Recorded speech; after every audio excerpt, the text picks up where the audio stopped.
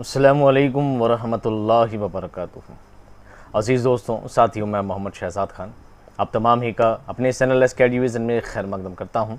आप तमाम ही का तहे दिल से इस्तक़बाल करता हूँ। उम्मीद करता हूँ आप तमाम ही खैर आफ़ियत से होंगे और खुश खुर्रम ज़िंदगी गुजार रहे होंगे। उम्मीद करता हूँ कि आप तैयारियों में जुटे हुए होंगे और उम्मीद करता हूँ इस कामयाबी की राह में चल पड़े होंगे, कोशिशों में लगे होंगे इस एग्ज़ाम को क्रैक करने के लिए, इस नौकरी को हासिल करने के लिए। तो और ये भी उम्मीद करता हूँ कि आपको चैनल पसंद आ रहा होगा, इस चैनल के कंटेंट पसंद आ रहे होंगे। और ये भी उम्मीद करता हूँ कि जितना प्यार आपने अदर चैनल को दिया होगा, अदर अपनी पढ़ाई को दिया होगा, उतना ही चैनल को आप सपोर्ट करते रहेंगे ताकि आपके लिए बेहतर से बेहतर कंटेंट आगे से आगे लाता रहूँ। दोस्तों, आज का जो टॉपिक है, टॉपिक का नाम है अफसाना। क्या है अफसाना? जिसे हिंदी में लघु कथा कहते हैं। क्या कहते हैं? लघु कथा। और इसी को इंग्लिश में शॉर्ट स्टोरी कहते हैं। क्या कहते हैं? शॉर्ट स्टोरी कहते हैं। इसी को मुख्तसर अफसाना और अफसाना के नाम से जाना जाता है। आज का जो टॉपिक है दोस्तों, ये इतना ज़्यादा अहम है, ना सिर्फ थर्ड ग्रेड, ना सिर्फ रीट मेंस वालों के लिए, बल्कि ये टॉपिक सेकंड ग्रेड के भी काम में उतना ही आएगा जितना आपके काम आएगा। ना सिर्फ सेकंड ग्रेड बल्कि फर्स्ट ग्रेड के लिए भी ये टॉपिक काम आने वाला है। और उसके अलावा अगर कोई बंदा BA first year, second year, final year का अगर कोर्स में पढ़ा है तो ये चैप्टर, ये वीडियो उनके भी बहुत ज़्यादा काम आ सकता है। तो आप समझ लीजिए ये टॉपिक कितना ज़्यादा अहम होने वाला है।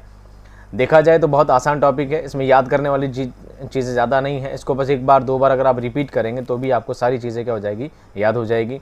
उम्मीद करता हूँ कि आपने पहले वीडियो कहीं ना कहीं देखा होगा, या हो सकता है अपनी किताब वगैरह मुताला किया होगा। पहले आपने तैयारी की होगी तो अफसाने के बारे में हल्की फुल्की जो जानकारियाँ हैं वो तो आप पहले ही जानते हैं। बट हमारा जो मोटो है शुरू से यही रहा है कि हम चीज़ों को शुरुआत से बयान करते हैं ताकि आपको हर चीज़ आसानी से, सहल तरीके से आपके दिमाग में सेट हो जाए, सारी बात आपको याद हो जाए। तो कोशिश करूँगा आपको कुछ ऐसे ऑथेंटिक कंटेंट्स लाने की जो आपको एग्ज़ाम में बहुत ज़्यादा फ़ायदेमंद साबित हों। यकीन दिलाने वाली बात सिर्फ ये है कि मैं कोशिश करता हूँ आपके लिए बहुत ज़्यादा कंटेंट कलेक्ट करने की। तो ये भी मैं इस बात की दावत तो नहीं कर सकता, लेकिन उम्मीद करता हूँ कि ना सिर्फ थर्ड ग्रेड बल्कि फर्स्ट ग्रेड तक का भी अगर कोई स्टूडेंट इस क्लास को देखेगा तो उसका भी इससे बाहर जाने वाला सवाल कुछ भी नहीं, यानी इससे बाहर कुछ नहीं पूछा जाएगा। यह आप बिल्कुल दिमाग में सेट रखें इस बात को। इस कंटेंट के अलावा बाहर से एक भी सवाल आने वाला आपका नहीं है। आ जाए तो फिर अल्लाह की मर्ज़ी, मैं कोशिश कर सकता हूँ आपके लिए बेहतर कंटेंट लाने की। चलिए दोस्तों, बातों का सिलसिला यहीं ख़त्म करते हैं। और बातों का सिलसिला ख़त्म करने से पहले यही बात है, अगर किसी ने PDF किसी बंदे ने ली है, PDF कोर्स किसी ने ऐड किया है, किसी ने मुझे नंबर भेजे हैं, मैंने उसका नंबर सेव कर लिया है और अभी तक अगर उसे PDF कोर्स में ऐड नहीं किया है तो बराए मेहरबानी आप मुझे एक बार वापस मैसेज कर दीजिएगा कि सर मैंने PDF के लिए चार्जेस पे कर दिए हैं, मैंने नंबर भेज दिए हैं और आपने अभी तक मुझे ऐड नहीं किया है। या कोई बंदा ऐसा है जिसने PDF के लिए मैसेज किया है, नाम, मोबाइल नंबर, सभी डिटेल्स जो मैंने आपको बताई थी वो भेज दिया है और फ़ोनपे का स्क्रीनशॉट अभी तक नहीं भेजा है, तो उसको भी यही बात कहनी कि आप स्क्रीनशॉट भेज दीजिएगा, मुझे मैसेज वापस कर दीजिएगा तो मैं उनको ऐड कर दूँगा। हाँ, PDF में अभी तक प्रिंट का ऑप्शन नहीं है और शायद आगे तक भी ना रहे, तो आपको PDF पढ़ के ही काम चलाना पड़ेगा।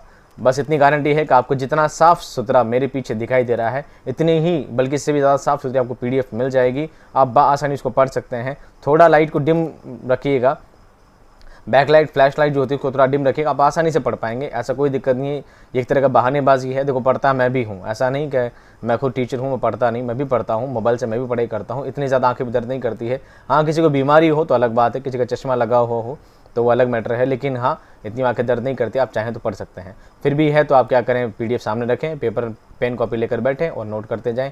इसके अलावा दूसरा कोई सोल्यूशन नहीं है। फिलहाल प्रिंट का ऑप्शन नहीं है और आगे इस बारे में विचार करेंगे। चलिए दोस्तों, बातों का सिलसिला ख़त्म करते हैं और चलते हैं आज के टॉपिक की जानिब। आज का टॉपिक है अफसाना। अफसाना जदीद उर्दू नस्र की सिन्फ है। जदीद उर्दू नए ज़माने की उर्दू की एक नई सिन्फ है, नई शैली है। इसमें किसी शख्स की ज़िंदगी के एक पहलू या हालत को ऐसे अंदाज में पेश किया जाए कि पढ़ने वाले पर उसका असर पड़े। अफसाना सिर्फ मनोरंजन के लिए नहीं पढ़ा जाता, बल्कि एक ऐसे मैसेज उसके अंदर दिए जाते हैं कि पढ़ने वाले को उस पर एक इफेक्ट पड़े उस बात का, वो उस बात को गहराई से सोच सके कि क्या चीज़ मैंने इसमें पढ़ी है। अफसाना एक जदीद सिन्फ है जो जदीद तकाज़ों की वजह से वजूद में आई है। जैसे जैसे दुनिया ने डाइवर्जन किया है, जैसे दुनिया आगे बढ़ी है, वैसे ही सिन्फ के दास्तान और नावल का बदला हुआ रूप ही आगे अफसाने की शक्ल में आपके सामने आया है। अफसाना उर्दू में मगरबी अदब से आया है, यानी अंग्रेज़ी अदब से आया है। यानी अफसाना दोस्तों कहाँ से आया है? वेस्टर्न कल्चर से उर्दू में दाखिल हुआ है। अफसाने के मानी कहानी या किस्सा होता है। मुख्तसर अफसाने से कबल उर्दू में नावल का चलन था। अफसाने से जस्ट पहले दोस्तों क्या चीज़ चला करती थी? नावल चला करती थी। बाद में नावल के बाद, नावल के सिन्फ के बाद ही अफसाने राइज हुए हैं, अफसाने आपके सामने आए हैं, मंजर आम हुए हैं। अफसाने की मुख्तलिफ तारीफ़ें, अलग अलग लोगों ने इस अफसाने की क्या क्या तारीफ़ें की हैं आपको याद रखनी है। पहली तारीफ़ बयान करते हैं दोस्तों Edgar Allan Poe. Edgar Allan Poe, क्योंकि अंग्रेज़ों से आई है तो अंग्रेज़ी तारीफ़ करेंगे पहले, बाद में हम लोग तो तारीफ़ बाद में करेंगे क्या अफसाना लिखा है। तो पहली तारीफ़ की है दोस्तों एडगर एलन पो ने क्या की है? एडगर एलन पो ने मुख्तसर अफसाने की तारीफ़ इन अल्फाज में की है कि अफसाना एक नसरी किस्सा है जिसको एक नशिस्त में पढ़ा जा सके, एक नशिस्त, एक बैठक में पढ़ा जा सके, और ये मुतासिर कुन अंदाज में लिखा जाए, मुतासिर कुन, प्रभावशाली और गैर मुताल्लिक बातों को निकाल दिया गया हो और जामियत और वहदत तासुर बाकी रहे। एक नशिस्त में पढ़ा जा सके, वहदत तासुर हो, बहुत ज़्यादा इंटरेस्टिंग हो, एक ही बैठक में पढ़ सके, इंसान को नहीं थोड़ी देर पढ़ा फिर उठ के चला गया फिर आप वापस आकर पढ़ा, ऐसा नहीं हो। अफसाना बहुत शॉर्ट एंड स्वीट हो और एक वहदत तासुर हो, बहुत ज़्यादा प्रभावशाली बातें हो और गैर ज़रूरी बातों को, फालतू की बातों को बिल्कुल हटा दिया जाए। शॉर्ट एंड स्वीट, कम लफ्ज़ों में बातों को प्रभावशाली अंदाज से बयान करना ही अफसाना कहलाता है, ऐसा एडगर एलन पो कहते हैं। उन्होंने एक नशिस्त की मुद्दत से 30 मिनट से 2 घंटे तक बताई है। वो कहते हैं कि एक नशिस्त किसे कहते हैं? 30 मिनट से लेकर 2 घंटे तक की एक नशिस्त मानी जाती है, ऐसा एडगर एलन पो कहते हैं। आगे चेंज हो सकती है, ठीक है। अफसाना एक किस्सा होता है जिसमें किसी एक शख्स की हालत कैफियत, जज्बा और नफ्सियाती कैफियत को मुतासिर कुन अंदाज में बयान किया जाए। अफसाना एक तख्लीकी बयानिया सिन्फ है, जबकि दास्तान एक बयानिया सिन्फ है, तख्लीकी नहीं है। तख्लीकी कहते हैं रचनात्मक, तख्लीक कहते हैं रचनात्मक सिन्फ नहीं है कौन? दास्तान। लेकिन अफसाना एक रचनात्मक सिन्फ है। अफसाने में किसी एक किरदार या किरदारों के मजमू की जहनी कशमकश को दिखाया जाता है। जहनी कहते हैं माइंडली, यानी जहनी कशमकश, दिमागी कुव्वतों को उजागर किया जाता है। एक इंसान के ख्याल, एक इंसान दूसरे इंसान के बारे में एक वक्त में, ऐसी मुद्दत में, ऐसे केसेस में, ऐसे हालात में एक इंसान दूसरे इंसान के खिलाफ क्या बातें सोच सकता है, क्या साजिश उसके लिए कर सकता है, वो सब बातें अफसाने में बयान की जाती हैं। अफसाने में वाक़यात, किरदार, मुकाले नपे तुले अंदाज में बयान किए जाते हैं। नावल ज़िंदगी का कुल होता है जबकि अफसाना ज़िंदगी का जुज़ होता है। अब कुल और जुज़ क्या है? जब नावल लिखा जाता है तो नावल में किसी भी एक इंसान की हालात ज़िंदगी पेश की जाती है, बिल्कुल ओरिजिनल होती है, फेक नहीं होती है, असली बातों को उसमें शामिल किया जाता है। तो नावल भी असली चीज़ें होती है। जीवन का कुल यानी जीवन के बहुत बड़े हिस्से को, सारी चीज़ों को मिलाकर संग्रहित करके नावल में पेश किया जाता है, जबकि अफसाना उसका एक जुज़ है, उसका सिर्फ एक हिस्सा मान लीजिए। नावल में से कोई एक छोटा सा इंसिडेंट हो जाना, नावल एक पूरी दास्तान के टाइप में होती है, बहुत लंबी चौड़ी बात होती है, उसमें से एक इंसिडेंट निकाल लेना, एक हिस्सा, एक जुज़, एक उसका भाग निकाल लेना, वो अफसाना आप मान सकते हैं। जबकि नावल उसका कुल होता है, नावल कंप्लीट होता है और नावल का हिस्सा अफसाना मान सकते हैं। अब है अफसाने की खुसूसियत, अफसाना कहते किसे हैं, इसकी विशेषताएं क्या क्या हो सकती हैं। देखिए, ईजाज़ व इख्तिसार, जामियत, फ़नी खूबियाँ, जिद्दत, वहदत तासुर होना चाहिए। ईजाज़ व इख्तिसार ये गज़ल की भी खूबी है। ईजाज़ व इख्तिसार यानी बहुत कम लफ्ज़ों में बात को बयान करना, अफसाने की भी खूबी यही है। लेकिन परेशान नहीं होएं, एग्जामिनर इतना पागल भी नहीं होता है कि आपको ऐसे सवाल दे दिए जाएँ कि जिसमें अफसाना भी डाल दिया जाए और गज़ल भी डाल दिया जाए। हाँ, अगर अफसाना गज़ल दोनों ही ऑप्शन होंगे तो ऊपर सवाल में लिखा होगा कि नसरी और शायरी, ये भी आपसे पूछा जाएगा। तो अगर नसरी पूछा जाए तो अफसाना आएगा, शायरी पूछा जाए तो गज़ल आएगा। कि ईजाज़ व इख्तिसार किसकी पहचान है? इख्तिसार कहते हैं संक्षिप्तीकरण, कम से कम लिखना, किसकी पहचान है? ये अफसाने की पहचान है और गज़ल की भी पहचान है। जामियत, फ़नी खूबियाँ कहते हैं किसी शैली में इस्तेमाल की जाने वाली कुछ हैयतें, कुछ बनावटें, कुछ स्पेशलाइजेशन उसमें ऐड किया जाए, वो फ़नी खूबियाँ उसमें कहलाती है। जिद्दत, बिल्कुल नया तरीका हो, ऐसी नई सोच जो आपसे पहले किसी ने नहीं सोची हो, कुछ नई चीज़ों को सोच कर नई बातों को पेश करना जिद्दत कहलाती है, एक नवीनता कहलाती है। वहदत तासुर यानी इसमें वहदत तासुर होना चाहिए, ये अफसाने की खासियत है। सवाल भी बन जाता है, वहदत तासुर नस्र की किस सिन्फ में होना ज़रूरी है? दास्तान, नावल, अफसाना, इंशाई वगैरह किसी में भी नाम खाका वगैरह लिया जा सकता है तो नाम आएगा अफसाना। वहदत तासुर अफसाना की सबसे अहम खूबी है। प्रभावशाली होता है बहुत ज़्यादा। अफसाना पढ़ने के बाद इंसान के दिमाग में काफ़ी टाइम तक वो बात चलती रहती है कि उसने क्या चीज़ पढ़ी है। जबकि दास्तान, नावल वगैरह सब इंसान टाइम पास के लिए पढ़ता है। किसके लिए पढ़ता है? टाइम पास के लिए पढ़ता है। वहदत तासुर से मुराद ख्यालात में बिखराव नहीं होना चाहिए। ख्यालात में बिखराव नहीं होना चाहिए। वहदत तासुर से मुराद पढ़ने वाले पर अफसाने का एक असर होना चाहिए। एक मैसेज आप दे रहे हैं अफसाने में, तो इंसान को पढ़ने के बाद उस मैसेज को एक्सेप्ट करने वाली बात होनी चाहिए। वो उस अफसाने को पढ़ने के बाद ये बात जाने कि हाँ मैं सही कर रहा हूँ या मैं गलत कर रहा हूँ, क्या मुझे भी ज़िंदगी ऐसी जीनी चाहिए। नहीं हो सकता है जो अफसाने में नतीजा ये हुआ है, अफसाने में जो बातें सामने पेश आई है, क्या पता कल ये बातें मेरे साथ भी पेश आ जाए, है ना। ये बातें अफसाने में बताई जाती हैं। अफसाना ऐसी कहानी होती है जिसमें किसी एक वाक़या, एक लम्हा, एक किरदार या किसी एक नफ्सियाती कैफियत को कहा जाता है या दिखाया जाता है। दास्तान, नावल, मुख्तसर अफसाना, बारी बारी, यानी दुनिया जब चली थी सबसे पहले चलती थी दास्तान, दास्तान के बाद नावल आया, नावल के बाद मुख्तसर अफसाना आए। इन तीनों में बुनियादी फ़र्क क्या है, मैं एक एक लाइन में आपको बताना चाहूँगा। तीनों चीज़ें क्या है, अब मैं वर्बली बताता हूँ तो आप कंफ्यूज हो जाते, और ये लिखा इसलिए है ताकि वो मेरे स्टूडेंट जो PDF फॉर्मेट रखते हैं अपने पास, तो जब मेरे बताने के बाद और भूल भी जाते हैं तो कम से कम उनके पास लिखित में चीज़ें रहेंगी, तो पढ़ के वापस चीज़ों को रिवाइज कर सकेंगे, याद कर पाएंगे। इसलिए मैंने चीज़ें टाइप यहाँ पर कर दी है। हो सकता है वीडियो 1 घंटे की जगह 1.5 घंटे का हो जाएगा, इससे ज़्यादा क्या होगा, लेकिन उनके पास ये सारा कंटेंट रहेगा और आप भी इस चीज़ों को लिख पाएंगे। सबसे पहले आती दास्तान। ये ख्याली है, मनगढ़ंत और फर्जी कहानियाँ होती हैं, लेकिन अपने दौर की तहजीब को पेश करती हैं। ये भी इसके लिए अहम सवाल बनता है कि कौन अपनी दौर की तहजीब को पेश करता है। तहजीब के तहत सभ्यता को, कल्चर को, है ना, संस्कार को, सब तहजीब में आते हैं। कौन पेश करता है? दास्तान पेश करती है। दास्तान जब लिखी जाती है तो दास्तान पूरी मनगढ़ंत होती है। दास्तान पूरी कैसे होती है दोस्तों? मनगढ़ंत होती है, फेक होती है, सारी कहानियाँ बिल्कुल फ़ौकुल फितरी होती है, यानी सारी बातें काल्पनिक होती है, जिनका कोई असल ज़िंदगी से कोई लेना देना नहीं होता है। सिर्फ आदमी टाइम पास के लिए, अपने मनोरंजन के लिए पढ़ा करता है, दास्तानों को सुना करता है। लेकिन एक खास बात है कि ये उस ज़माने की असलियत पेश करती है। दास्तान किस दौर में लिखी गई है, तो वो चीज़ आपके सामने पेश की जाती है। आगे इस चीज़ को मैं और डीपली बता दूंगा आपको। दूसरा आता है नावल। ये हकीकी कहानियाँ होती है और इंसानी ज़िंदगी से जुड़े तमाम मसाइल और उनका हल पेश करती है। नावल भी दास्तान की तरह होते हैं, इसमें भी लंबी चौड़ी कहानियाँ होती है, बहुत डिटेल के साथ बयान की जाती है। बस फ़र्क ये है, दास्तान फेक कहानियाँ हैं, काल्पनिक है। नावल हकीकत की ज़िंदगी में आज के दौर में कैसी बातें, कैसे हालात इंसान के साथ पेश आ सकते हैं, किन हालात से वो गुजर सकता है, वो सब बातें नावल में पेश की जाती है। ठीक है, तो नावल में असली कहानियाँ होती है, उन कहानियों में मसले बयान की जाते हैं, कैसे ऐसे केसेस होते हैं दुनिया में। आप एक तरह यूँ समझ लीजिए CID वगैरह आप देखते हैं, है ना, CID देखते हैं, साउथ इंडिया देखते हैं, तो पता लगता है ना कि फलाना घर में ऐसा केस हो गया था, तो सावधान रहिए, सतर्क रहिए। यानी आप भी उन चीज़ों का ध्यान रखिए कि कहीं आपके साथ भी ऐसे केसेस तो नहीं हो रहे हैं। तो नावल में भी ऐसी हकीकत की कहानियाँ होती है, हकीकत की दास्तानें होती है, जो दास्तान फेक हो गई, हकीकत की कहानियाँ होती है जो आपको बताएगी कि समाज में, दुनिया में ऐसी कहानियाँ हो सकती है, ऐसे वारदात हो सकती है, और आप भी ऐसे वक्त में क्या डिसीजन आप अपनी ज़िंदगी में ले सकते हैं, उन चीज़ों को समझाने की कोशिश करती है।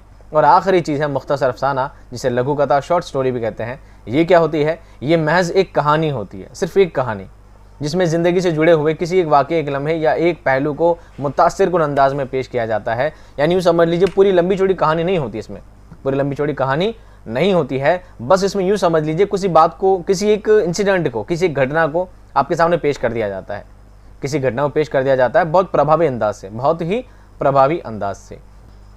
अब दोस्तों बात करते हैं अफसाने की अज्जाई तरकीबी के बारे में। अज्जा बना है जुज़ से, अज्जा बना है जुज़ से, जुज़ का मतलब होता है हिस्सा, भाग। तो अफसाने के अज्जाई तरकीबी कितने हैं? 7 है। आपको सारे याद रखने हैं कि उससे पहले मैंने मरसिया पढ़ाया है, मसनवी पढ़ाई है, गज़ल पढ़ाई है और सभी के अज्जाई तरकीब आपको बताए हैं, सभी का फॉर्म बताया किस तरह आपको याद रखना है। तो आपको ये चीज़ भी क्या रखनी है, याद रखनी है। आप चाहें तो इसका स्क्रीनशॉट ले सकते हैं, साथ में मेरी फ़ोटो भी आ जाएगी, तो आप स्क्रीनशॉट करके सेव कर लीजिएगा। तो आप स्क्रीनशॉट करके सेव कर लीजिएगा, याद करने की कोशिश कीजिएगा। ये सवाल आपसे पूछे जा सकते हैं और कोई सा भी एक आपको निकाल के दे दिया जा सकता है कि बताइए कौन सा अफसाने का है या कौन सा नहीं है। तो अफसाने का अज्जा तरकीब होते हैं 7। पहला होता है प्लॉट, दूसरा होता है किरदार, तीसरा होता है नुक्ता नज़र, उसके बाद माहौल फ़िज़ा, उसके बाद उसलूब, उसके बाद आगाज़ व इख्तिताम, और सबसे आखिर में होता है वहदत तासुर, जो सबसे इसकी अहम जो इसका माना जाता है। तो आपको बारी बारी सब याद रखने हैं। हालांकि इन सभी को डिटेल में मैंने पूरा टाइप किया है, फॉर्मेट में पूरा टाइप किया है, तो आप चाहें तो वहाँ से याद कर सकते हैं। लेकिन आपको PDF प्रोवाइड करवा दी जाएगी, आप वहाँ से पूरा पढ़ लीजिएगा। मैं आपको रफली सब चीज़ों को शॉर्ट बता देता हूँ, नहीं तो क्या वीडियो बहुत ज़्यादा बड़ा हो जाएगा। पहला जो जुज़ है दोस्तों वो है प्लाट। क्या है? प्लाट। मैंने रेड लाइन की है, आप सिर्फ ये भी नोट कर लेंगे तो आप काफ़ी आपके लिए। मैं रेड लाइन पढ़ देता हूँ, बाकी आप PDF में बैठे बैठे पढ़ते रहिएगा। मुख्तसर अफसाने में जो कुछ पेश किया जाता है उसमें तरतीब का ख़ास ख्याल रखना चाहिए। यानी मकसद क्या है, प्लॉट किसे कहते हैं? प्लॉट का मतलब होता है तरतीब देना, सिस्टम वाइज कहानी को सेट करना कि कहानी कहाँ से शुरू होती है और कहाँ पर ख़त्म होती है। ये सब बातें बयान करना प्लॉट का काम है। किसका काम है? प्लॉट का काम है कि कहानी की एक तरतीब हो, एक सिस्टमैटिक हो, कि कहानी इस तरह से शुरू हो और इस मोड पर जाकर ख़त्म हो ताकि पढ़ने वाले पर एक प्रभावशाली उसका असर पड़े। तो कहानी को तरतीब देना, कहानी को सिस्टमैटिक जमाना और उसमें बेतरतीब की चीज़ें यानी बेमानी चीज़ें कि ये चीज़ हटा दी जाए तो बेहतर होगा। आपको पता है कि प्लॉट का मतलब ये होता है, अफसाने की जो खासियत है वो उसकी ईजाद व इख्तिसार है, यानी इसे शॉर्ट से शॉर्ट चीज़ों में कम से कम लफ्ज़ों में बातों को बयान करना प्लॉट का काम होता है। तो बेजा चीज़ों को हटा देना, फालतू चीज़ों को हटाना और कम से कम लफ्ज़ों में बेहतर बात बताना, ये किसका काम होता है दोस्तों? प्लॉट का काम होता है। ठीक है, ये आप बाद में पूरा पढ़ लीजिएगा, मैंने 2-3 पेजेस में लिखा है, प्लॉट को आराम से डिटेल में पढ़ लीजिएगा। दूसरा जो है वो है किरदार। क्या है? किरदार। रेड लाइन वाली पढ़ लीजिए। अफसाने में पेश आने वाले हालात और वाक़यात को की मानवियत उनकी इनफराद से उन अफराद से कायम हो जाती है जो कहानी में किरदारों के रूप में सामने आते हैं। सबसे मेन चीज़ होती है किरदार। यानी आप कहानी कोई भी याद रखते हैं तो कैसे याद रखते हैं? आप कहानी का पूरा फॉर्म याद नहीं रख पाते हैं, आप याद रख पाते हैं किरदार। तो उस कहानी में किरदार, कैरेक्टर्स क्या क्या होते हैं, आप कैरेक्टर्स के ज़रिए कहानी को याद रख पाते हैं कि फ़लाँ कहानी में उस बैल के साथ ये हुआ था, फ़लाँ कहानी में हिरन के साथ ये हुआ था, घोड़े के साथ ये हुआ था, है ना। आपने खरगोश और कछुए की कहानी भी सुनी है तो आपको पता है कि खरगोश सो जाता है, कछुआ भाग जाता है। तो आपको खरगोश और कछुए की जब बात की जाती है तो आपके जहन में ऑटोमेटिक वो कहानी याद आ जाती है। जब शेर चूहे की बात की जाती है तो आपको ऑटोमेटिक कहानी याद आ जाती है कि हाँ, वो शेर चूहे में क्या होता है, शेर फंस जाता है, चूहा उसके जाल काट देता है। तो ये बातें किरदार से याद आती है कि किरदार को इतना ज़्यादा मौसर अंदाज में पेश किया जाए, इतना ज़्यादा प्रभावशाली, इतना इफेक्टिव पेश किया जाए कि आदमी के जहन में वो हमेशा के लिए क्या कर जाए, घर कर जाए। ये चीज़ होती है किरदार निगारी। ये क्या होती है? किरदार निगारी। और ये अफसाने के लिए बहुत अहम माने जाते हैं। और देखा जाए तो किरदार निगारी एक ऐसा जुज़ है दोस्तों जो हर शैली के लिए, हर फ़न के लिए, हर सिन्फ के लिए बहुत ज़्यादा अहम माने जाते हैं। किरदार ड्रामे में भी अहम होते हैं, किरदार दास्तान में भी अहम होते हैं, किरदार नावल में भी अहम होते हैं। यानी किरदार निगारी से ही हर शैली की, हर सिन्फ की क्या है, खासियत बयान की जाती है। आप डिटेल में पूरा पढ़ लीजिएगा, मैंने 2-3 पेजेस में टाइप किया है, आप आराम से PDF ले लीजिएगा और बाद में आराम से पढ़ते रहिएगा। मैं आपको इस जुज़ के बारे में बता देता हूँ। तीसरा होता है दोस्तों नुक्ता नज़र। क्या होता है? नुक्ता नज़र। नुक्ता नज़र क्या चीज़ है? गाइडलाइन पढ़िए। हर फनकार कोई ख़ास नुक्ता नज़र रखता है और उस नुक्ता नज़र की पेशकश के लिए फ़नकार अपनी तख्लीक को जन्म देता है। नुक्ता नज़र कहते हैं इंसान की सोच को क्या हर इंसान सोच कर रखता है। देखिए, टीचर्स सभी होते हैं। एक टीचर का काम होता है दिन की खिदमत करना, एक का काम होता है पैसा कमाना, एक का काम होता है नेम और फेम कमाना, एक का काम होता है लोगों के दिल में जगह बनाना। सबका अलग अलग एक फॉर्म, एक नज़रिया होता है। ऐसे ही एक मुसन्निफ़ के जहन में एक थाट होता है, एक सोच होती है कि मेरा मकसद है मैं गरीब लोगों की भलाई करूं, मेरा मकसद है मैं लोगों में देशभक्ति उजागर करूं। सबका अलग अलग थॉट होता है। वो जो थॉट जो उसके दिमाग में चलता है, वो जो बात उसके जहन में होती है, उस बात को पेश करना ही नुक्ता नज़र कहलाता है। मान लीजिए हम प्रेमचंद की अगर बात करते हैं तो मुंशी प्रेमचंद का तरीका क्या था? वो देहाती ज़िंदगी को जानते थे कि देहाती ज़िंदगी में कैसे कैसे मसाइल एक इंसान की ज़िंदगी में पेश आते हैं, एक गरीब इंसान की ज़िंदगी में कैसे हालात होते हैं, वो सब बातों को जानते थे, समझते थे। और उन चीज़ों, उन मसाइलों को, उन समस्याओं को लोगों के सामने पेश करना उन्होंने अफसाने के ज़रिए पेश किया। जो उनके अफसानों में देही ज़िंदगी, गुरबत की ज़िंदगी, गरीब लोगों की ज़िंदगी को, उनकी परेशानियों को सबके सामने पेश करने का काम किया है। ये उनका नुक्ता नज़र है, उनका नज़रिया, उनका दृष्टिकोण ऐसा है। तो ये भी अफसाने के लिए अहम माना जाता है। आप पढ़ लीजिएगा। उसके बाद है दोस्तों माहौल और फ़िज़ा। क्या है माहौल और फ़िज़ा? वो खुद उस माहौल और फ़िज़ा को महसूस करे। यानी अफसाने में जो बात है, जो माहौल क्रिएट किया जाता है, वो ऐसा हो कि पढ़ने वाला खुद उस माहौल से कनेक्ट हो जाए। मान लीजिए आप किसी शहरी बात कर रहे हैं, मान लीजिए आप कोई ग्रामीण की बात कर रहे हैं, मान लीजिए आप किसी कहानी में किसी शहरी, किसी बाज़ार की बात कर रहे हैं, तो माहौल ऐसा क्रिएट किया जाए कि पढ़ने वाला उस माहौल को खुद फील करने लग जाए कि हाँ, मैं भी उस जगह पर होता तो शायद मैं माहौल खुद देख रहा हूँ। पढ़ते पढ़ते जहन में ऐसी बात पैदा हो जाए कि ये चीज़ मैं पढ़ नहीं रहा हूँ बल्कि मेरी आंखों के सामने सब कुछ चल रहा है। ऐसा माहौल पेश करना ये अफसाने का क्या होता है दोस्तों? फ़न होता है।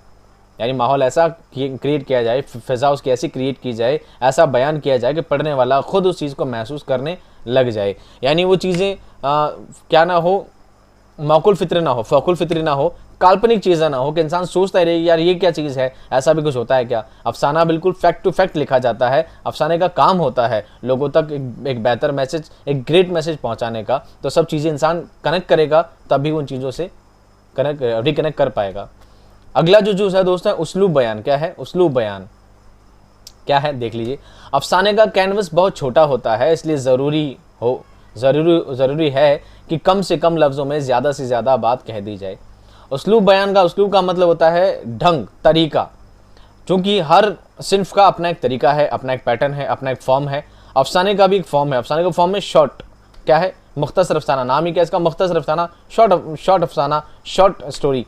यानी बात को ऐसे पेश किया जाना चाहिए कि इसमें बेज़रूरी बातों को अगर अलग कर दिया जाए, कम से कम लफ्ज़ों में बात करने का फ़न हो, यही अफसाना कहलाता है। अफसाने के लिए बहुत ज़्यादा ज़रूरी है, अफसाने के लिए ये बात बहुत ज़्यादा ज़रूरी है। अफसाना बना ही इसलिए है कि शॉर्ट स्टोरी इसलिए बनी है कि कम से कम लफ्ज़ों में, यानी आदमी का टाइम ख़राब ना हो। मान लीजिए इस अफसाने और नावल में फ़र्क क्या है।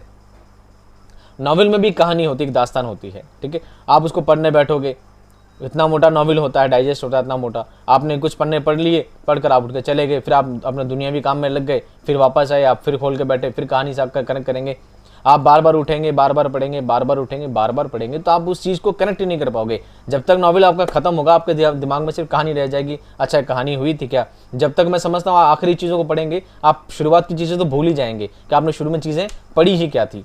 हकीकत यही होता है कि जब तक इंसान आखिरी तक पहुँचता है, शुरू चीज़ भूल जाता है। इसलिए अफसाने को झोल ना पैदा हो, अफसाने में एक झोल ना पैदा हो, उस झोल से बचाने के लिए इसमें उस्लूब बयान ज़रूरी है। इसका उस्लूब होना चाहिए शॉर्ट, यानी कम से कम बातों में, कम से कम लफ्ज़ों में अच्छी से अच्छी बात पेश की जाए, ताकि पढ़ने वाला जल्द से जल्द उसको पढ़ पाए, कम से कम लफ्ज़ों में बेहतर पढ़ पाए, और उसके दिमाग में, उसके जहन में वो कॉन्सेप्ट क्लियर हो जाए जिसकी ज़रूरत आपको समझाने की पड़ रही है। उस्लूब बयान के बाद दोस्तों आगे है आगाज़ व इख्तिताम। ये भी बहुत अहम है। क्या है देखिए, कहानी का आगाज़ ऐसा होना चाहिए कि पढ़ने वाला फ़ौरन मुतवज्जो हो जाए और उसके दिल में यह ख्वाहिश पैदा हो जाए कि आगे क्या होने वाला है, ये ख्वाहिश आखिर तक बाकी रहे।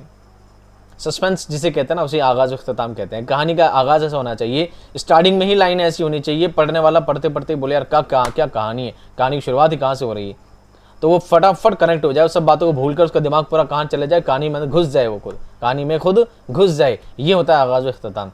और उस थोड़ा थोड़ा पढ़ने के बाद जैसे जैसे वो कहानी को पढ़ता रहे, उसके जहन में ये बात चलती रहे, अब आगे क्या होने वाला है, अब आगे क्या होने वाला है, अब आगे क्या होने, वो पढ़ता जाए, यहाँ तक कि वो सस्पेंस कायम रहे और लास्ट में जाकर सारा सस्पेंस ओपन हो और लास्ट में जाकर पता लगा अरे यार ऐसा हो गया क्या। ये चीज़ कंटिन्यू उसके जहन में चलती रहेगी, तब जाकर उस पर एक प्रभाव पड़ेगा, जब तक वो खुद उसके बारे में सोचता रहेगा। नहीं तो टाइम पास के लिए तो पढ़ता रहे इंसान, नावल पढ़ ले, दास्तान पढ़ ले, टाइम पास के लिए पढ़ता रहे। आप जब तक उसमें सस्पेंस क्रिएट नहीं होगा, तब तक वो आगे से आगे पढ़ने के लिए मुतवज्जो नहीं होगा। इसलिए आगाज़ इख्तिताम बहुत ज़रूरी है कि इतना बेहतरीन तरीके से आगाज़ किया जाए कि पढ़ने वाला फट से क्या हो जाए, मुतवज्जो हो जाए, कनेक्ट हो जाए। और ऐसा इख्तिताम होना चाहिए, ऐसी जगह पर ख़ात्मा होना चाहिए कि अफसाना पढ़ने के बाद भी उसके दिमाग में सब बातें चलती रहे, वो उस मैसेज को समझ सके, अपनी ज़िंदगी में उतार सके। आखिरी और सबसे आखिरी जुज़ है वहदत तासुर। ये अफसाने का सबसे अहम जुज़ है। आपसे सवाल पूछा जा सकता है, ऑप्शंस दिए जा सकते हैं कि अफसाने का सबसे अहम जुज़ कौन सा है। वहदत तासुर है, आगाज़ व इख्तिताम है, ठीक है, प्लॉट है, किरदार निगारी है, क्या है। तो आपको याद रखना है अफसाने का जो सबसे अहम जुज़ है वो है वहदत तासुर। रेड लाइन देख लीजिए, अफसाना पढ़ने वालों के सामने इस अहद या तहजीब का पूरा नक्शा आ जाए, यही चीज़ क्या है, वहदत तासुर है। यानी अफसाना पढ़ने वाला इंसान जो अफसाना पढ़ रहा है, वो अफसाना पढ़ने के बाद भी उसमें तासुर बयान हो, ऐसा प्रभावशाली चीज़ें उसमें पेश की जाए कि इंसान के दिमाग में हमेशा के लिए चीज़ें सेट हो जाए। उस कहानी को पढ़ने के बाद उसके दिमाग में ये बातें सेट हो जाए। अरे मान लीजिए बिल्कुल हम कॉमन वे में इस बात को समझना चाहें कि हमने खरगोश और कछुए की कहानी पढ़ी, ना तो खरगोश और कछुए से हमारी कोई दिल लगी है, ना खरगोश और कछुए से हम कुछ हासिल करते हैं, ना हमने उसे पाला है, पोसा है, ना हमने उनको कभी ज़्यादातर देखा भी है। खरगोश और कछुए देखने को भी नहीं मिलते नॉर्मली, कि रोज़ गली में दिख जाते हैं हम देखते रहते हैं, ऐसा भी नहीं होता। लेकिन खरगोश और कछुए की कहानी से मैसेज क्या मिलता है कि खरगोश और कछुए दोनों दौड़ लगाते हैं और खरगोश आगे जाकर सो जाता है और कछुआ धीरे धीरे चल जाता है। ये बात हमें इस बात का मैसेज देती है कि ज़िंदगी में इंसान को कामयाब होना है तो भले ही धीरे रफ्तार हो, लेकिन कंटिन्यू होनी चाहिए। लगातार चलने वाला इंसान कामयाब हो जाता है। और जल्दी जल्दी भागकर आगे जाकर सो जाना इंसान, बहुत ज़्यादा जल्दी करना फिर सो जाना, बहुत ज़्यादा जल्दी करना फिर आराम कर लेना, थक कर बैठने वालों की को कभी कामयाबी नहीं मिलती है। अगर कामयाब होना है तो आपको लगातार चलना होगा, भले ही आपकी रफ्तार तेज़ी की बजाय धीमी हो, लेकिन लगातार चलना ही आपकी ज़िंदगी में कामयाबी पहुंचा सकता है। तो ये बात आपके दिमाग में सेट हो गई खरगोश और कछुए की कहानी से। कहानी भले ही आपको याद नहीं, लेकिन आप फ़ौरन उन चीज़ों को याद करके खरगोश कछुआ लेते ही आपके ज़हन में बातें याद आ जाती है। ये जो मौसिर बयानी कहलाती है, ये कहलाता है वहदत तासुर। और ये अफसाने की सबसे अहम जुज़ है कि इंसान एक बार कहानी पढ़ ले और ज़िंदगी भर उसके दिमाग में बातें चलती रहे जो उसने उस टाइम पढ़ी थी। समझ में आ गई सारी बात। यहाँ पर दोस्तों होता है एक बार टॉपिक का ओवर। यहाँ पर टॉपिक क्या होता है आपका ओवर। अब जो बात है दोस्तों, अब है अफसाने का आगाज़ वर्ते का, कि अफसाना शुरू कैसे हुआ, कहाँ से शुरू हुआ, उर्दू में कैसे आया, अंग्रेज़ी में कहाँ से था, क्या इसकी खासियतें हैं, किस तरह स्टार्ट हुआ और कहाँ पर जाकर ये ख़त्म हुआ। तो ख़त्म तो नहीं हुआ, अफसाना तब से शुरू है और आज तक चल रहा है और इंशाल्लाह आगे भी चलता रहेगा।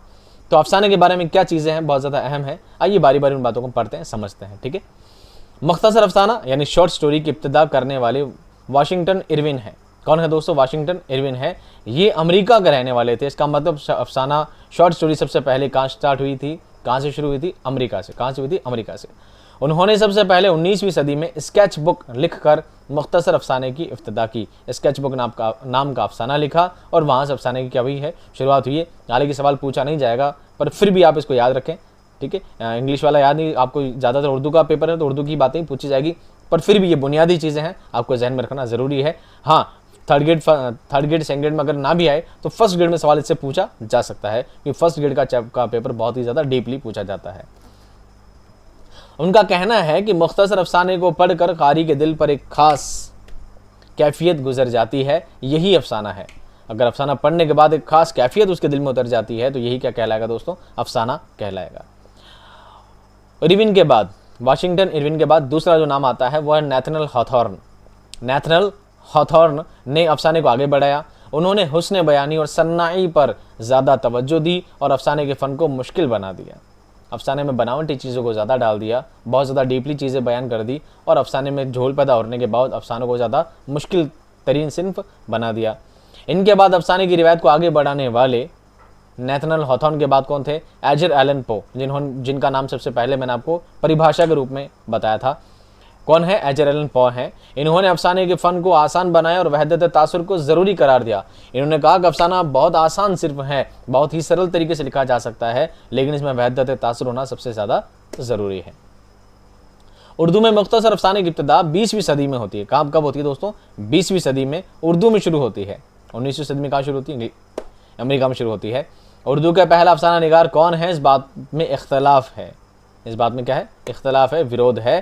पहले अफसाना निगार में सज्जाद हैदर यलदरम, मुंशी प्रेमचंद और राशिदुल खैरी का नाम आता है, लेकिन मुंशी प्रेमचंद को मुत्तफ़क़ा तौर पर पहला अफसाना निगार माना जाता है। ये बात मैंने आपको पूरी इसलिए बताई है, कहीं पर आपको सज्जाद हैदर यलदरम भी मिल जाएगा, सज्जाद हैदर यलदरम मिल जाएगा, कहीं पर आपको मुंशी प्रेमचंद मिल जाएगा, कहीं पर आपको राशिदुल खैरी मिल जाएगा।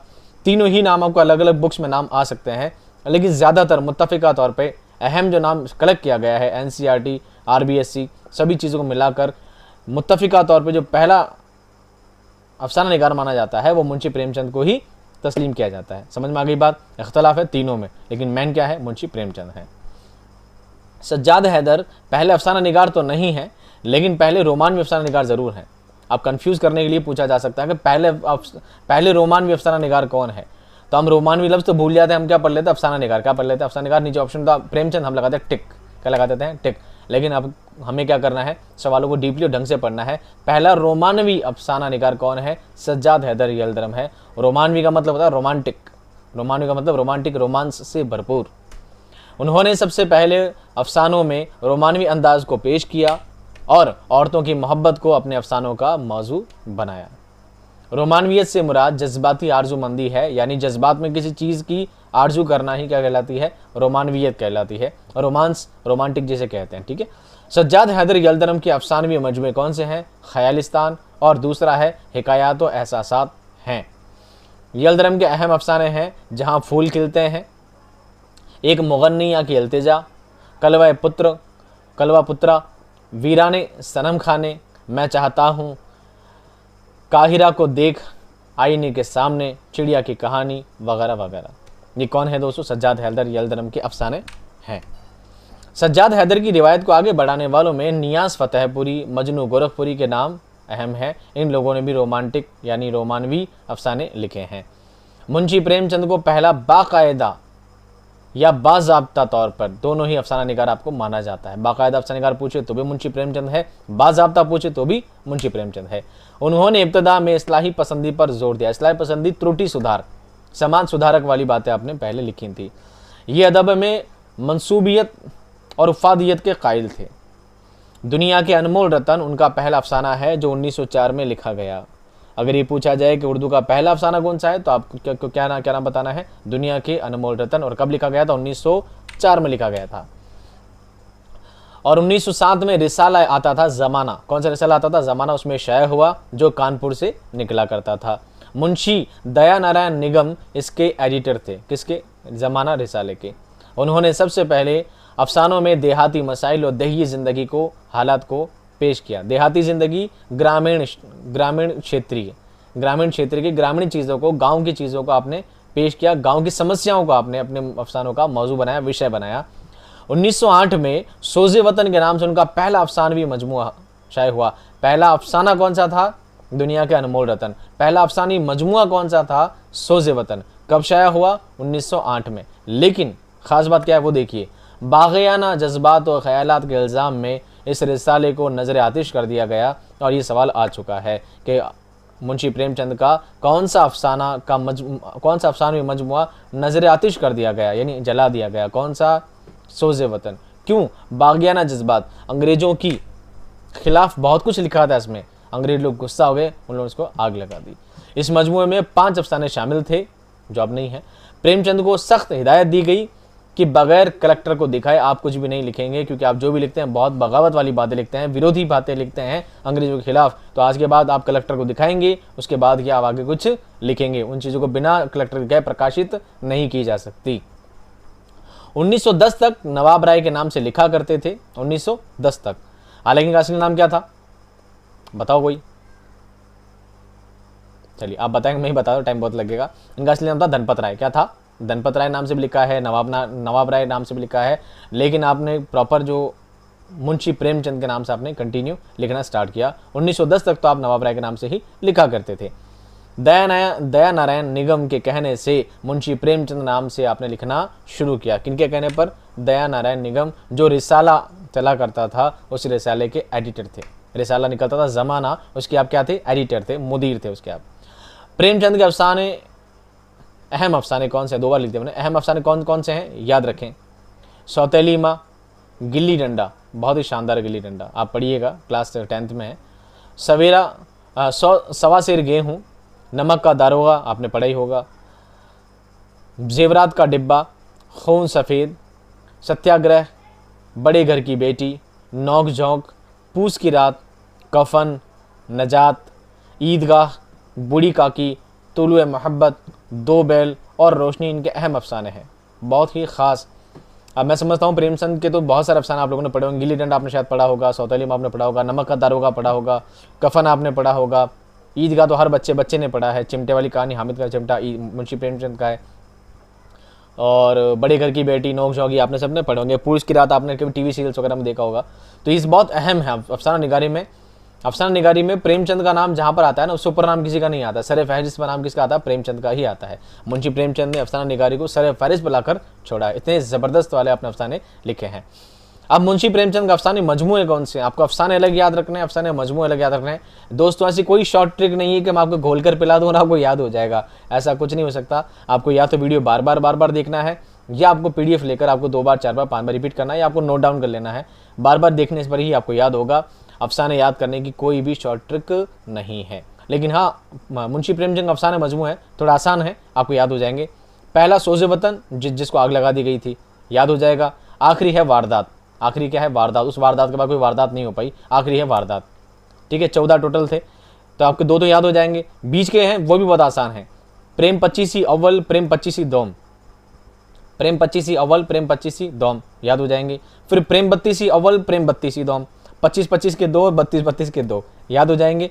उसके बाद है प्रेम चालीसी, मैं नीचे लिख दिया इसको, प्रेम चालीसी सीक्वेंस के हिसाब से, प्रेम 25 एक, प्रेम 25 दोम, प्रेम 25 अव्वल, प्रेम 32 अव्वल, प्रेम 32 दोम, 25 के एक, 25 के दो, 25 के दो।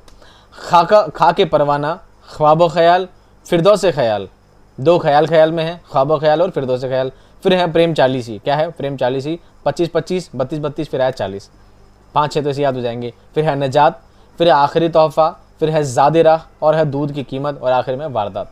ये इनके अफसाने मजमूए हैं, इसको तो आप याद रखना ही रखना। प्रेमचंद, अगर अफसाने से सवाल आता है तो प्रेमचंद का नाम फिक्स होता है और प्रेमचंद से सवाल पूछा जाना बहुत ही कॉमन वे की बात है, कैसा तो होता ही होता है। लेकिन प्रेमचंद के बाद क्या होता है वो देखिए। प्रेमचंद की रिवायत को आगे बढ़ाने वालों में आज़म करियवी, सुदर्शन और अली अब्बास हुसैनी अहम नाम है। इन लोगों ने भी प्रेमचंद की रिवायत को, यानी देही ज़िंदगी को, देहाती ज़िंदगी को, उन मसाइल को, उन समस्याओं को आगे बढ़ाने का आपने काम किया है। अली अब्बास हुसैनी ने भी देहाती मसाइल पर लिखा है। उनके अहम अफसाने कौन से हैं? बासी फूल, ICS, मेरा गांव और रफ़ीक तन्हाई अहम है। ये दोस्तों किन के हैं? अली अब्बास हुसैनी के। इसी दौर में रोमानवी तहरीक वजूद में आई। अब इसी दौर में आखिर में क्या हुआ दोस्तों? रोमानवी तहरीक शुरू हो गई, एक रोमांटिक तहरीक शुरू हो गई। ये तहरीक सिर्फ जहनी तहरीक थी। कैसी थी? जहनी। लोगों की सोच ऐसी बन गई थी, लोगों की मेंटल एबिलिटी ऐसी बन गई थी कि अदब जो है वो लोगों की समस्या बयान करने के लिए थोड़ी है। मैं पहले पढ़ देता हूँ, आपको बताता हूँ। इसको अदब लतीफ़ भी कहा जाता है। लतीफ़ कहते हैं मज़ेदार को, अदब लतीफ़ भी कहा जाता है। सर सैयद की तहरीक के ख़िलाफ़ रद्द अमल था।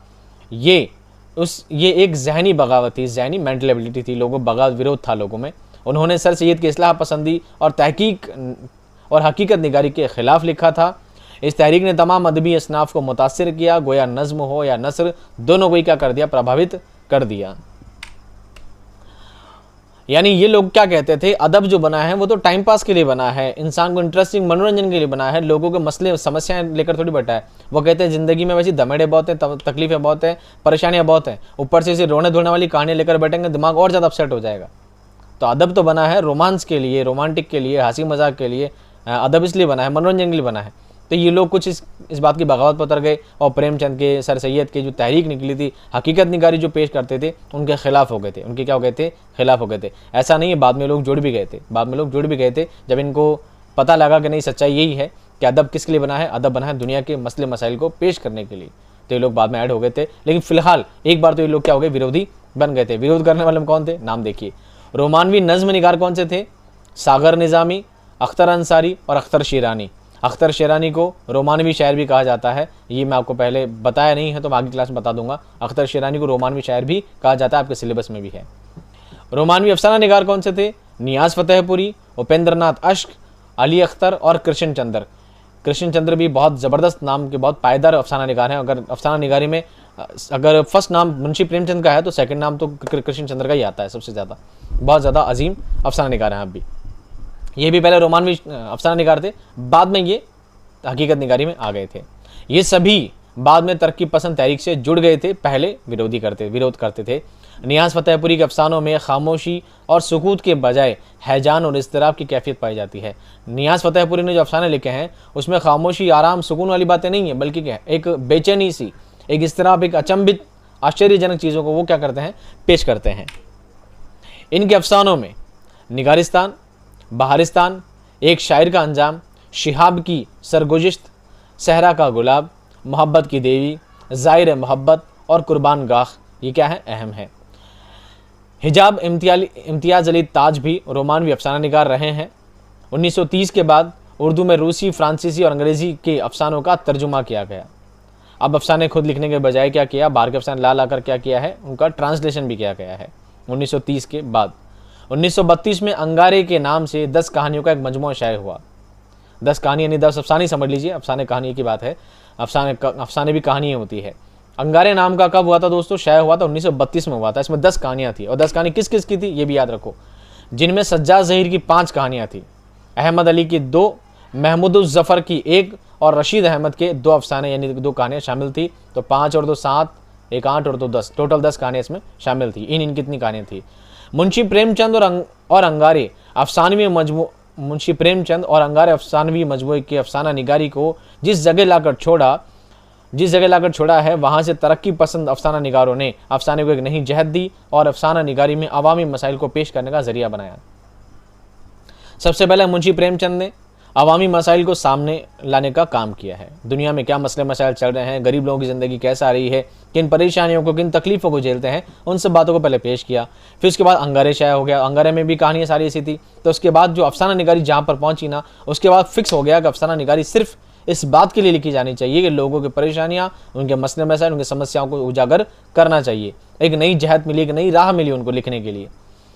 कृष्ण चंद्र, हयातुल्ला अंसारी, सादत हसन मंटो, राजेंद्र सिंह बेदी, बलवंत सिंह, इस्मत चुगताई, ख्वाजा अहमद अब्बास, अख्तर अंसारी का नाम अहम है। यानी उस तहरीक के बाद इन सभी ने बहुत ही ज़बरदस्त वाले अफसाने लिखे हैं। प्रेमचंद के बाद दूसरे अहम अफसाना निगार कृष्ण चंद्र हैं। मैं आपको ये बात पहले बता चुका हूँ। तो सबसे पहले बात करेंगे, प्रेमचंद की बात हो गई सारी, अब बात करते हैं कृष्ण चंद्र के बारे में। इनमें सबसे अहम नाम कृष्ण चंद्र का है, जो कि इब्तदा में रोमानवी अफसाना निगार थे। रोमानवियत से हकीकत पसंदी की तरफ आ गए।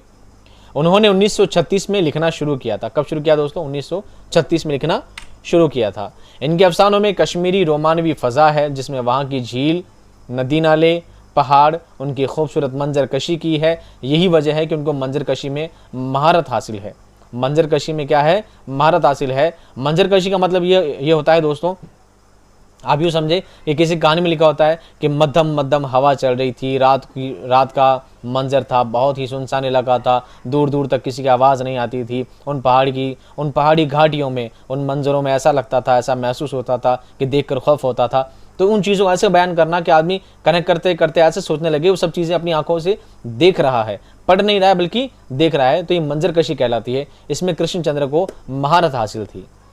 कृष्ण चंद्र ने शहरी और देहाती दोनों जिंदगियों का गहराई से मुशाहिदा किया है, अवलोकन किया है।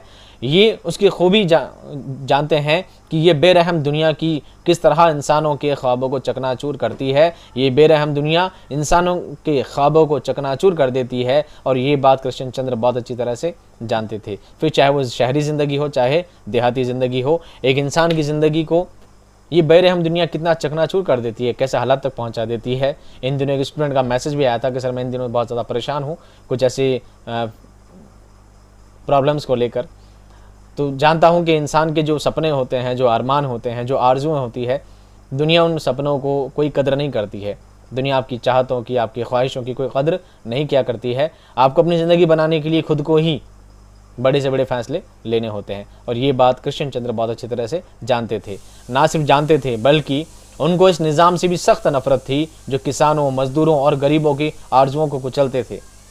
उनको इस निज़ाम से, इस व्यवस्था से बहुत ज़्यादा नफरत थी, बहुत ज़्यादा। और लिखा उन्होंने फिर बहुत ज़्यादा उन जिस चीज़ पर। तिलिस्म ख्याल उनका पहला अफसानवी मजमुआ है। किसका है दोस्तों तिलिस्म ख्याल? कृष्ण चंद्र का है। सवाल यहीं से बनते छोटे छोटे, आपको पूरा याद रखना है। यरकान कृष्ण चंद्र का पहला अफसाना है जो उन्होंने यरकान की बीमारी से सेहत याब होने के बाद लिखा है। यरकान क्या होता है दोस्तों? यरकान होता है पीलिया की बीमारी। क्या होती है? पीलिया। जानते हैं पीलिया, आंखें से पीली पीली पड़ जाती है। एक पीलिया एक बीमारी होती है। तो जब इनको कृष्ण चंद्र को पीलिया की बीमारी हुई थी, उस बीमारी के टाइम पड़े पड़े बहुत कुछ सोचने लगे। फिर जैसे ही बीमारी ठीक हुई तो आपने सबसे पहला जो अफसाना लिखने की जो शुरुआत कर दी वापस, वो किससे कर दी? यरकान। किससे लिखी? यरकान। आपने पीलिया के ऊपर ही क्या लिख दिया? अफसाना लिख दिया। कृष्ण चंद्र के अहम अफसाने कौन कौन से हैं? नाम याद रखिएगा। झेलम में नाव पर, यरकान, फूल, शायर, गर्जन की एक शाम, पुराने खुदा, गुंडे, पूरे चांद की रात, शिकस्त के बाद, बारूद, चावल चोर, बरहमन, एक सीता इकराम, मगरमच्छ, मोहब्बत का फूल, महराब, एक ख़त, गुलदान, जामुन का पेड़, भगत राम और अन्नदाता। अन्नदाता जो है ये बंगाल के कहत पर लिखा गया है। कहत कहते हैं दोस्तों अकाल पड़ने को। बंगाल में जब अकाल पड़ गया था तो उस पर क्या लिखा था आपने? अन्नदाता लिखा था। तो आपको ये छोटी छोटी चीज़ें भी क्या रखनी है, याद रखनी है, और आप 2 बार 3 बार रिपीट करें, उनको याद करने की कोशिश करें।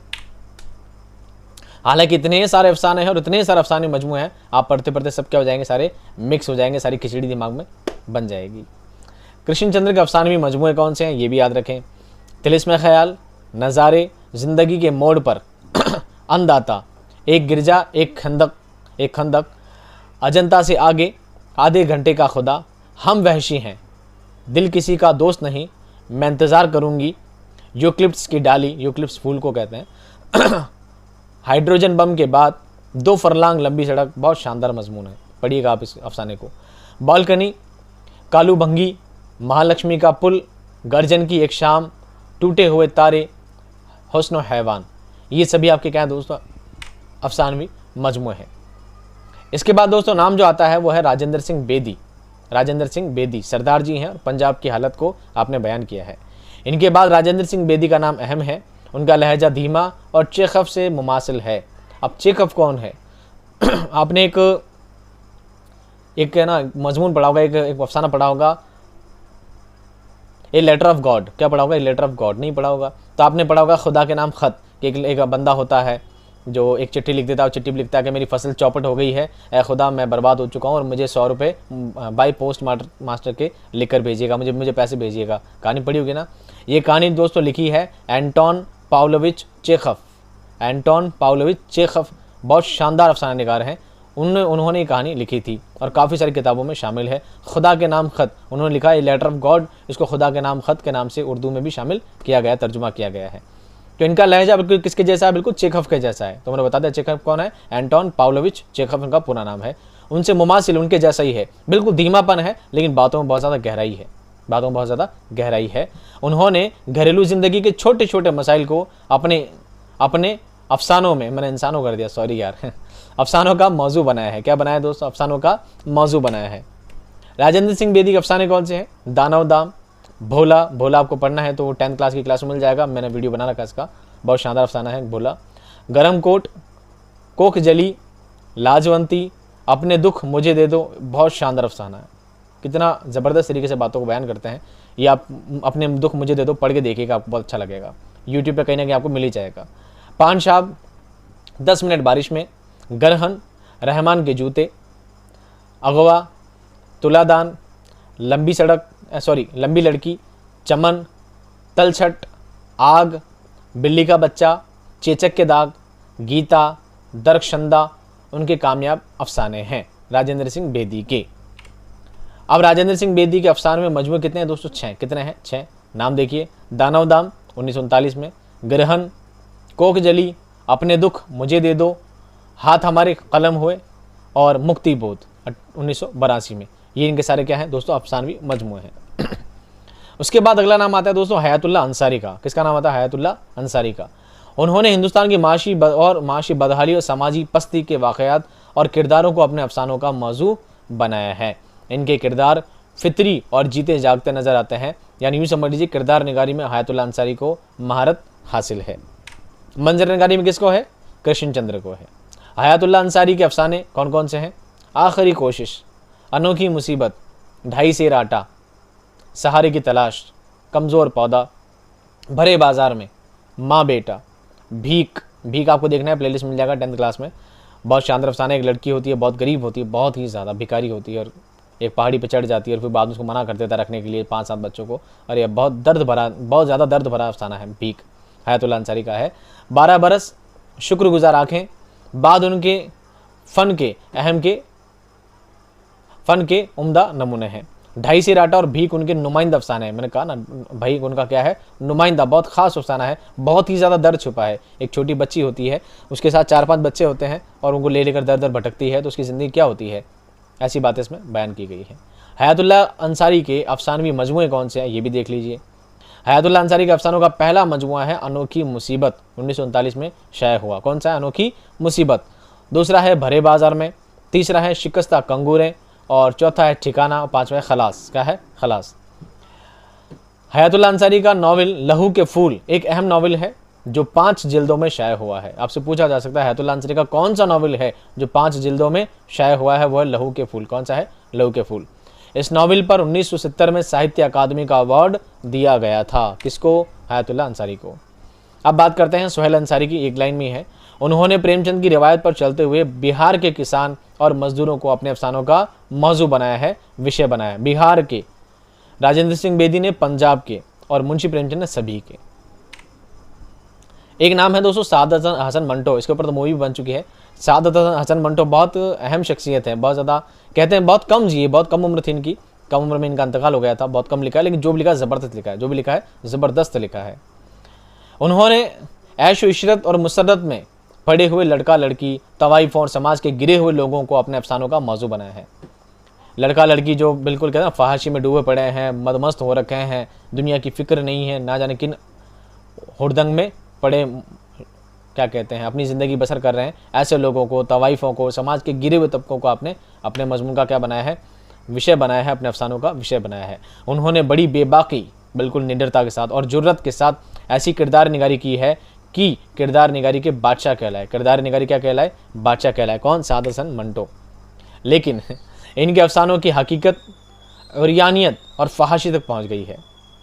यही वजह है कि इन पर फहाशी का इल्ज़ाम भी लगा और उसके बाद उन पर मुकदमा भी चला। उनके बदले क्या चला? मुकदमा चला। फहाशी कहते हैं दोस्तों बोल्डनेस को। क्या कहते हैं? बोल्डनेस को। आपने देखा होगा, एक होती है मूवीज़, एक होती है वेब सीरीज़। एक होती है मूवीज़, एक होती है वेब सीरीज़। मूवीज़ में चीज़ें नॉर्मल बताई जाती हैं, बातों को बनावट के तौर पर बताया जाता है, लेकिन वेब सीरीज़ होती है रियलिस्टिक। हकीकत में इंसान गालियाँ भी बोला करते हैं, थोड़ा ओपनली चीज़ें भी हुआ करती है, वो सब चीज़ें बयान की जाती है।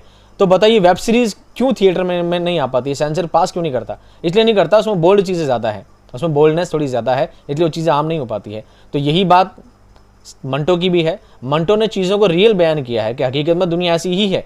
आप चाहे बनावट के तौर पे इन चीज़ों को कैसे बना बिगाड़ कर तोड़ मरोड़ के पेश कर दें, लेकिन सच्चाई यही है कि दुनिया में ऐसी गंदी चीज़ें, गलत चीज़ें भी हुआ करती हैं। उनको अपना विषय बनाकर लिखते थे और इस चीज़ को क्या नाम दे दिया? फहाशी का। ये फहाश है, बोल्ड ज़्यादा है, इनमें क्या कहते हैं? अश्लीलता ज़्यादा है।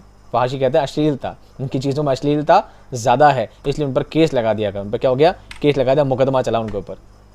मंटो के अहम अफसाने कौन से हैं दोस्तों? नाम देख लीजिए, आपने काफ़ी सारे पढ़े होंगे। टोबा टेक सिंह नाम सुना होगा। मुजील, नया कानून पढ़ना है तो 10th क्लास की प्लेस मिल जाएगा आपको, बहुत शानदार है। मंगू कोचवान के ऊपर पूरा केस है। टेढ़ी लकीर, वो, सड़क के किनारे, फरिश्ता, जेब का कफन, चौदहवीं का चांद, काला कानून, नंगी आवाज़ें, भंगन, लाइसेंस, शांति, 10 रुपए, जानकी, मिस्र की डली, मम्मी, बाबू गोपीनाथ और धुआं, ये उनके क्या हैं? अफसाने हैं। याद करिएगा, पढ़िएगा। मंटो के अफसाने में मजमुए दर्जा झेल हैं। कौन कौन से अफसाने मजमुए? ये भी देख लो। आतिशपारे, धुआं, अफसाने और ड्रामे, लज्जत संग, ठंडा गोश्त, याद रखना ठंडा गोश्त इंपॉर्टेंट है। चुगद, खाली बोतलें, खाली डिब्बे, नमरूद की खुदाई, बादशाहत का खात्मा, यजीद, सड़क के किनारे, सरकंडों के पीछे, फंदे, बगैर इजाज़त, बुरके, शिकारी औरतें। ये क्या है दोस्तों? अफसाने में मजमू है। लेकिन मंटो के कुछ लाजवाब खाके भी हैं जो गंजे फरिश्ते और लाउड स्पीकर और शख्सियत के नाम से भी शाया हो चुके हैं। मंटो थोड़ा ना ज़्यादा बोल्ड हो जाते थे, यानी आप दुनिया की सच्चाई बता सकते हैं लेकिन ना खुल के नहीं बता सकते। आप जानते हैं दुनिया गलत है, दुनिया गंदी है, पर बिल्कुल आप जानते हैं कि वो इंसान गलत है, पर मुंह पे नहीं कह सकते। आप पीठ पीछे बुराई कर सकते हैं, पर मुंह पे कहने में क्या हो जाएगा? झगड़ा हो जाएगा, फसाद हो जाएगा। आप इनके बहुत अजीब अजीब अफसाने भी हैं। काली सलवार है, उल्टी सलवार है, बहुत ज़्यादा बोल्ड है। आप जब उनको पढ़ेंगे काफ़ी अजीब लगेगा आपको कि ऐसा भी होता है क्या? ऐसा भी होता है क्या? बहुत ज़्यादा अश्लील है, बहुत ज़्यादा। मैंने नहीं पढ़ा। उसके बाद नाम आता है इस्मत चुगताई। किसका नाम आता है? इस्मत चुगताई। उन्होंने अपने अफसानों में मुतवस्सित बैलेंस, मध्यम परिवार, मुतवस्सित मुस्लिम घरानों के खिलाफी, मुआशी और समाजी हालात को मौजू बनाया है और उनकी बेहतरीन नक्काशी की है। ये मंटो की बयान ही है। अरे रियल नहीं, लिखने लिखाने में, ठीक है? रियल बयान मत। इस्मत चुगताई क्या है? मंटो की बयान है। वो भी चीज़ों को वैसी बयान करती है जैसे मंटो बयान करते हैं, काफ़ी रियल एंड फैक्ट। ये भी अपनी बात को कहते कहते फहाशी तक पहुंच गई थी। समझ गया ना बात? पहुंच जाती हैं, बात को बयान करती हैं। मुतवस्सित मध्यम परिवार में, यानी किसानों गरीबों में नहीं आती है, बल्कि मध्यम वर्ग के परिवारों में क्या प्रॉब्लम आ सकती है, क्या परेशानियां, किस तरह की हालात उनके दरपेश हो सकते हैं, वो बातें आपने इसमें पेश की है। उसके बाद इस्मत चुगताई के अफसाने कौन कौन से हैं? चौथी का जोड़ा, नन्ही की नानी, लिहाफ, कलियां का पहला अफसाना है। चोटें, छुई मुई, 2 हाथ, सास, घूंघट, 3 अनाड़ी, ख्वाबों का शहर, छोटी आपा, पेशा, फूफी, कंवारी, सोने का अंडा, जवानी वगैरह। अब आप नाम देखिए, जवानी, चढ़ती जवानी, कैसे नाम है, तो आप समझ लीजिए किस तरह के इसमें केसेस हो सकते हैं। इस्मत के अफसानों का मजमुआ कौन सा है? कलियाँ, चोटें, एक बात, छुई मुई, 2 हाथ, एक बात और 2 हाथ, याद रख लीजिएगा, ठीक है? एक बात और 2 हाथ। शैतान, बदन की खुशबू, थोड़ी सी पागल, अमरबेल, कुल टोटल ये हैं। उसके बाद दोस्तों नाम आता है ख्वाजा अहमद अब्बास। ये अहम तरक्की पसंद अफसाना निगार हैं। ये ज़िंदगी की ताबीर तरक्की पसंद नज़रियात की रोशनी में करते हैं। सियासी मसाइल और सियासी उलझनें उनके अफसानों का मौजू रहा है, विषय रहा है। तो आपको ये चीज़ें याद रखनी है कि मंटो जो लिखते हैं थोड़ा फैक्ट लिखते हैं, इसमें चुगताई लिखती है, मुतवस्सित परिवार को लिखती है, मध्यम वर्ग को लिखती है। राजेंद्र सिंह बेदी पंजाब के हालात लिखते हैं, और कृष्ण चंद्र कश्मीर के हालात लिखते हैं, कश्मीर की वादियाँ लिखते हैं, कश्मीर का मंजरकशी करते हैं। ये छोटी छोटी बात आपने जहन में रखना, सेट रखना कि कौन कैरेक्टर, कौन सा मुसन्निफ किन चीज़ों पर लिखा करता है, उसका मौजू क्या, उसका विषय क्या है। ख्वाजा हसन निज़ामी का ये मामला था, ख्वाजा अहमद अब्बास। आज़ादी के बाद जिन अफसाना निगारों ने अफसाने की तरफ ख़ास तवज्जो दी है और अपने अफसानों में उस दौर के हालात को पेश किया है। आज़ादी के बाद दूसरा दौर आया था, ये आज़ादी के पहले वाला मामला है। उसमें कौन कौन थे? कुर्रतुल ऐन हैदर, ये आज़ादी के पहले भी थी, आज़ादी के बाद भी थी। और सबसे ज़बरदस्त, मेरी सबसे ज़्यादा पसंद अफसाना निगारों में अगर मुंशी प्रेमचंद और कृष्ण चंद्र के बाद जो तीसरा जो नाम अगर मैं सबसे अहम मानता हूँ तो है कुर्रतुल ऐन हैदर। बहुत ही ज़बरदस्त इनका अफसाने हैं, बहुत खूबसूरत। हाजरा मसरूर, खदीजा मस्तूर, सादत हसन मंटो, ये पहले बाद में दोनों में थे। शौकत सिद्दीकी के नाम अहम है, जो आज़ादी के बाद भी अफसाने लिखते रहे। कुर्रतुल ऐन हैदर के मशहूर अफसाने मजमू कौन से हैं?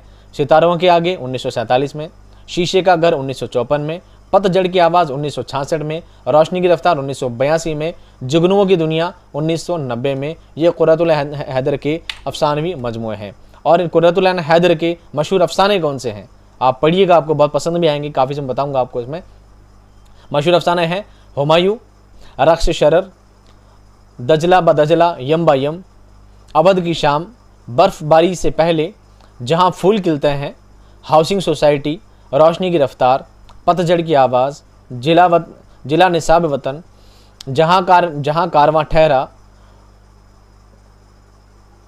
सेंट फ्लोर ऑफ आईना फरोश, शहर कोरा, फोटोग्राफर। पढ़ना है तो आप 12th क्लास की प्लेलिस्ट मिल जाएगा, फोटोग्राफर कितना खूबसूरत अफसाना है। गाजी, ये तेरे पुरअसरार बंदे, डालन वाला, याद की एक धुनक चले, दो सयाह, तलाश, दिलरुबा, हसब नसब, आवारा गर्द, क्लैक्टिस लैंड, सिंगारदान, कार्य अमन था वो। ये सभी क्या दोस्तों इनके अफसाने हैं। अब बात करते हैं ख्वाजा अहमद अब्बास के अफसानी मजमू कौन कौन से हैं। एक लड़की, पाँव में फूल, ज़ाफ़रान के फूल, मैं कौन हूँ, मैं शहजाद खान हूँ, कहते हैं जिसको इश्क, दिया जले सारी रात, पेरिस की एक शाम, गेहूँ और गुलाब, 20वीं सदी की लैला मजनू, नई धरती और नए इंसान। ये ख्वाजा अहमद अब्बास के अफसानवी मजमूए हैं। अब बात करते हैं टॉपिक को ख़त्म करने की। यहाँ पर आपका टॉपिक क्या होता है, ख़त्म होता है। मैं पढ़ देता हूँ आज आखिरी की 2-4 लाइनें। 1960 के बाद अफसाने का अंदाज़ बदल गया। 1960 के बाद देश आज़ाद हो गया, अब हालात पहले जैसे नहीं रहे, तो क्या हुआ, अंदाज़ थोड़ा चेंज हो गया। 1960 में उर्दू में अलामती अफसाना निगारी का आगाज़ होता है, यानी ऐसी कहानी जो अलामतों के ज़रिए तैयार की गई हो, जब किसी कहानी को अलामतों के ज़रिए से तैयार किया जाए तो अलामती अफसाना कहा जाता है। इस दौर में अलामती अफसाने के साथ तजरीदी अफसाने का भी रिवाज हुआ। बताता हूँ अलामती अफसाने में किस्सा, किरदार और पस मंज़र सब कुछ अलामती होते हैं। इनमें बात को इनडायरेक्ट अंदाज में कहा जाता है। अलामती अंदाज का चलन 1990 तक पूरे ज़ोर शोर से रहा। अलामती अफसाना निगार में अहम नाम इंतज़ार हुसैन, सुरेंद्र प्रकाश, बलराज, अनवर सज्जाद और नैयर मसऊद का नाम अहम है। ये सारी बातें दोस्तों आपको क्या रखनी है, याद रखनी है। अलामती का मतलब होता है किसी चीज़ को एक अलामत के तौर पे पेश करना और पूरी दुनिया को उसमें शामिल कर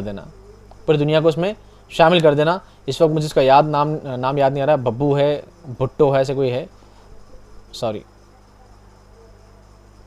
एक अफसाना ही शायद राजेंद्र सिंह का अफसाना ही है। उसमें क्या होता है, वो रिक्शे वाला होता है। कौन होता है? रिक्शे वाला होता है। और वो रिक्शा लेकर जाता है, एक बंदा होता है जो रिक्शा लेकर जाता है, यानी हाथ गाड़ी होती है, ठेला वगैरह होता है, तो ठेला लेकर घसीटता रहता है।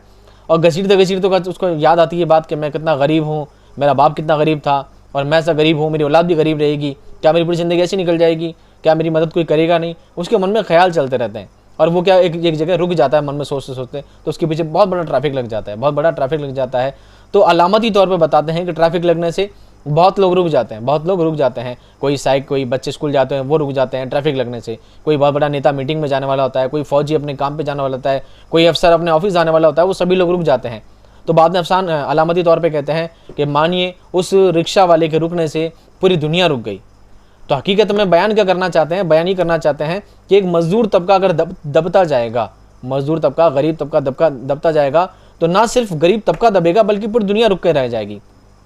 अगर आप सोचिए दुनिया के सारे मजदूर काम करना छोड़ दें तो बताओ दुनिया का निज़ाम पॉसिबल है? नहीं, दुनिया की व्यवस्था क्या हो जाएगी? रुक जाएगी।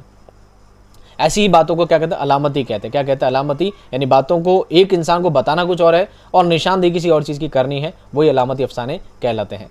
इसके बाद दोस्तों अफसाना निगार, ये अफसाने इतना ही आएगा, सवाल आपके इतने आएंगे, जवाब इतने ही आएंगे। इसके बाद अफसाने की तारीख, अफसाने का इतिहास मैंने कुछ 8-10 पेज में और अपने लिहाज से और लिखा, एक्स्ट्रा और मजमून लिखा है मैंने पूरा इसके ऊपर।